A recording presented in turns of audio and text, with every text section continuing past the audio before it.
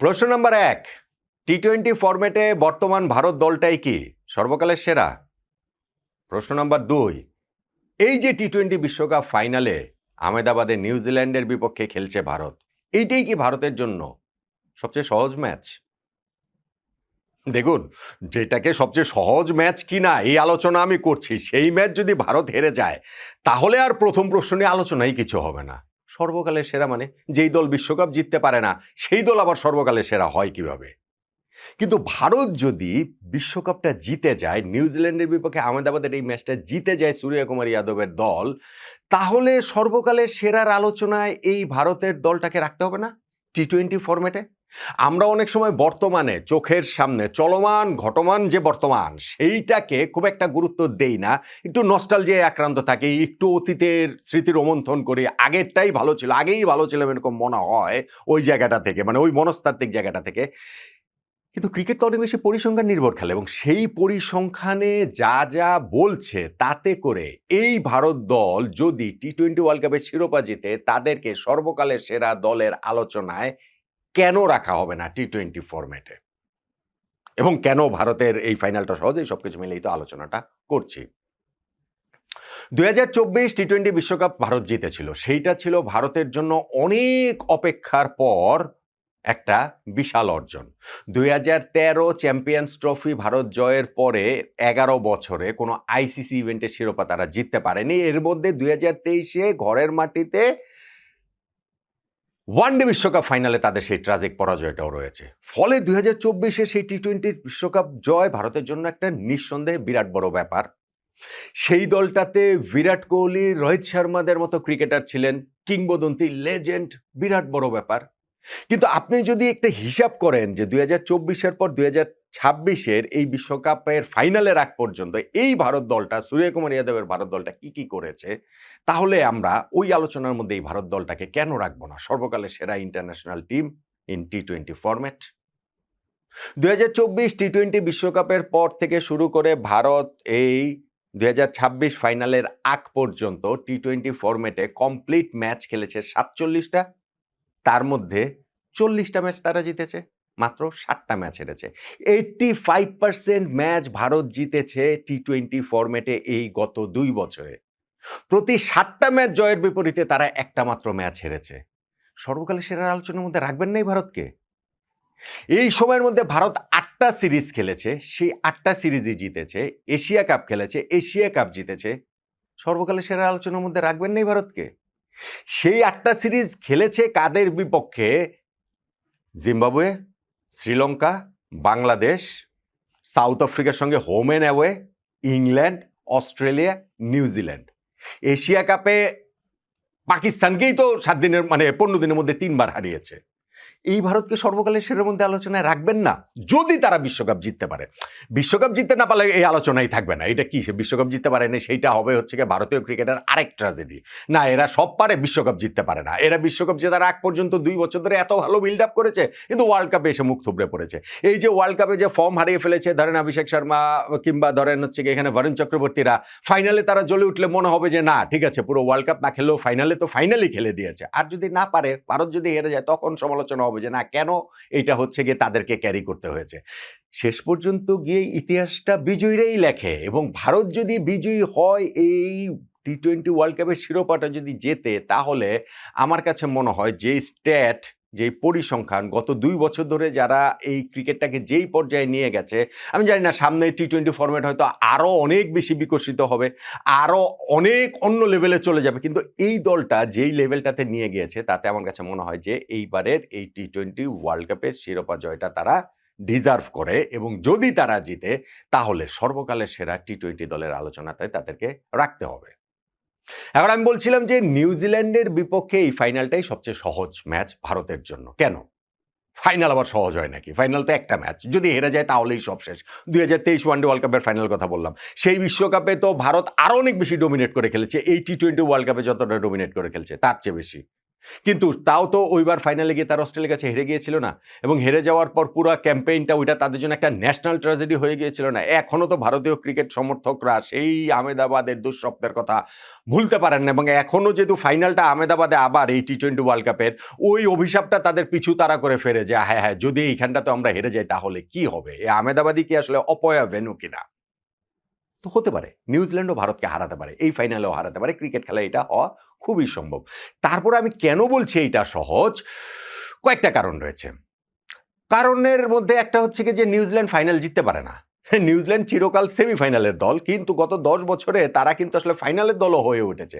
White ball ক্রিকেটে গত ১০ বছরে নিউজিল্যান্ড ৪ টা ফাইনাল খেলেছে।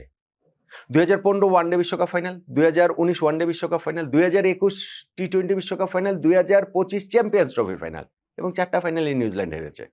আমি একটা ভিডিওতে বলেছিলাম ৩ টা ফাইনাল, এই ২০২১ টি-20 ওয়ার্ল্ড কাপেরটা বলতে ভুলে গিয়েছিলাম। পরের আলোচনাতে সেটা আরো মনে করে বলবো, বেশি সতর্ক ছিলাম বলে ওইটাতে আরো বেশি করে ভুলে গিয়েছি। কিন্তু এখন আমি ওইটা বলছি যে ওই যে ৪ টা ফাইনালে গত ১০-১১ বছরে নিউজিল্যান্ড হোয়াইট বল ক্রিকেটে খেলেছে। হ্যাঁ, তারা টেস্ট চ্যাম্পিয়নশিপ জিতেছে, ওয়ার্ল্ড টেস্ট চ্যাম্পিয়নশিপ, কিন্তু এইখানটাতে তো তারা পারেনি। ফলে ভারতের এটা একটা অ্যাডভান্টেজ। একটা অ্যাডভান্টেজ ভারতের যে এই বিশ্বকাপ শুরু হওয়ার আগের লাস্ট প্রস্তুতিতে ঘরের মাটিতে ভারত নিউজিল্যান্ডের বিপক্ষে ৫ ম্যাচে যে টি-20 সিরিজ খেলেছে সেখানে ভারত ৪-১ ব্যবধানে জিতেছে। এইটা তাদের আরেকটা অ্যাডভান্টেজ। এবং আমি যেটা কারণে আরো বেশি করে বলছি ভারতের জন্য ফাইনালটা বেশি সহজ, সেটা কেন জানেন?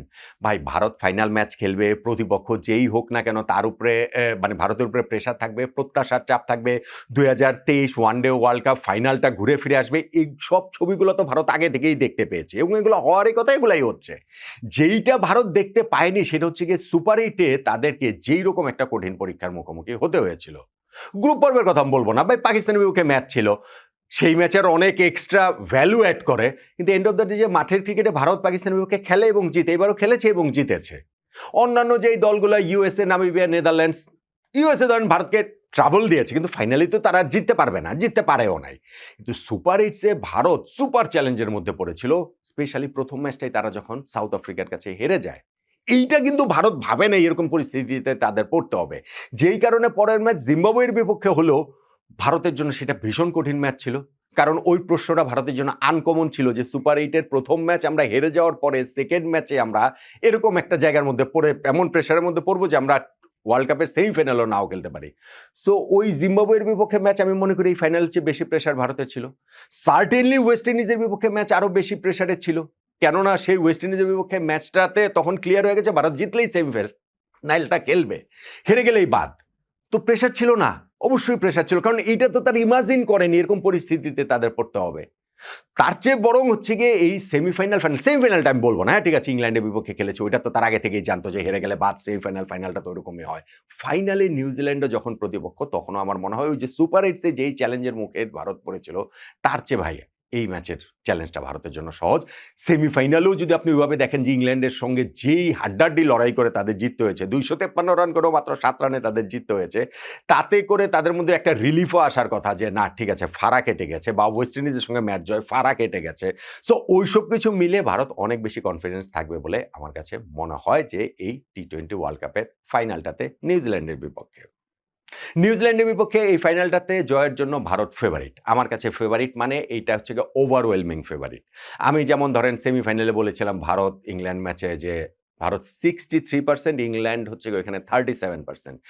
আমি ফাইনালটাতে বলবো যে ধরেন ভারত 73%, নিউজিল্যান্ড 27%, 75%, 25%, এইরকম ব্যবধানে ভারত আসলে ফেভারিট বলে আমার কাছে মনে হয়। এবং সত্যি সত্যি আমার কাছে মনে হয় যে এই যেই চ্যালেঞ্জগুলো ভারত স্পেশালি সুপার 8 পর্বে পেরিয়ে এসেছে, তার চেয়ে ফাইনালটা তাদের তুলনামূলক সহজ, কেননা এটা কমন কোয়েশ্চেন। ওই সুপার 8-এ তারা যেমন আনকমন কোয়েশ্চেনের মুখে পড়তে হয়েছে, পরীক্ষা দিতে হয়েছে, ওইরকম না। আর যদি এই ম্যাচটা ভারত জেতে, যদি তারা টি-20 বিশ্বকাপের শিরোপাটা ডিফেন্ড করতে পারে, এইটা ভারতকে সর্বকালের সেরার আলোচনায় নিয়ে আসবে। এবং এইটা কিন্তু আসলে সর্বকালের সেরা আলোচনায় আনার মতো আরও একটা উপাদান। দেখেন, ওয়ার্ল্ড কাপ টি-20-তে এখন পর্যন্ত হয়েছে ৯ বার, কোনো দল শিরোপা ডিফেন্ড করতে পারেনি।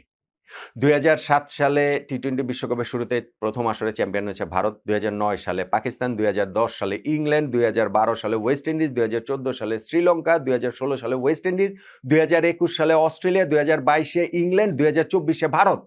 প্রত্যেকবার দেখেন নতুন চ্যাম্পিয়ন এসেছে। এখন যদি 2024-এ ভারত 2026-এও ভারত হয়, শিরোপাটা ভারত ডিফেন্ড করতে পারে, তাহলে কি সূর্যকুমার যাদবের এই দলটা সর্বকালের সেরার আলোচনার মধ্যে আরও একটা তাদের এক্সট্রা পয়েন্ট যোগ হবে না? আগের যে 9টা আসর হয়েছে, কোনো আসরে স্বাগতিক দল শিরোপা জিততে পারেনি। ভারত যদি এবার স্বাগতিক হিসেবে, কোচ ছিল শ্রীলঙ্কার সঙ্গে, কিন্তু তারা তো তাদের সব ম্যাচ ঘরে মাটিতে খেলছে, ফাইনালটাও তাদের মাঠেই হচ্ছে। ভারত যদি জিততে পারে, এইটাও সর্বকালের সেরার আলোচনায় তাদের এখানটাতে অ্যাড হবে না? হবে তো, হওয়া তো উচিত আমার কাছে মনে হয়। এবং আমি সেই জন্য বলছি যে নিউজিল্যান্ডের বিপক্ষে এই ম্যাচটা ভারত যদি জেতে, সূর্যকুমার যাদবের এই দলটা, যতই আমরা নস্টালজিয়ায় ভুগি, যতই আমাদের এই যে 9টা চ্যাম্পিয়ন হয়েছে, প্রত্যেকটা চ্যাম্পিয়নদেরই আলাদা গুরুত্ব রয়েছে, তাদের আলাদা হিসাব নিকাশ রয়েছে। ওয়েস্ট ইন্ডিজের সেই 2টা দল, আপনি যদি বলেন গতবারও বিরাট কোহলি, রোহিত শর্মাদের সেই দল, আপনি যদি বলেন 2010 সালে ইংল্যান্ডের সেই টিম, মানে প্রত্যেকটা দলের আপনি কিছু না কিছু পাবেন। পাবেন না? অবশ্যই পাবেন, তা নাহলে তার শুধু শুধু চ্যাম্পিয়ন হয়নি। কিন্তু সবকিছু মিলিয়ে গত 2 বছর ধরে, গত লাস্ট টি-20 ওয়ার্ল্ড কাপের পর থেকে ভারতের এই টিমটা যেইভাবে প্রস্তুত হয়েছে, যেইভাবে 47টা কমপ্লিট ম্যাচের মধ্যে 40টা ম্যাচ জিতেছে, 85% ম্যাচ জিতেছে, 8টা সিরিজ জিতেছে, এশিয়া কাপও তারা জিতেছে, তাতে করে আমার মনে হয় যে এই ভারতীয় দলটাকে সর্বকালের সেরা টি-20তে ইন্টারন্যাশনাল টিম হিসেবে স্বীকৃতির দাবিদার তারা হবে, যদি তারা এই ফাইনালটা জিততে পারে। আপনি আমার সঙ্গে একমত কিনা?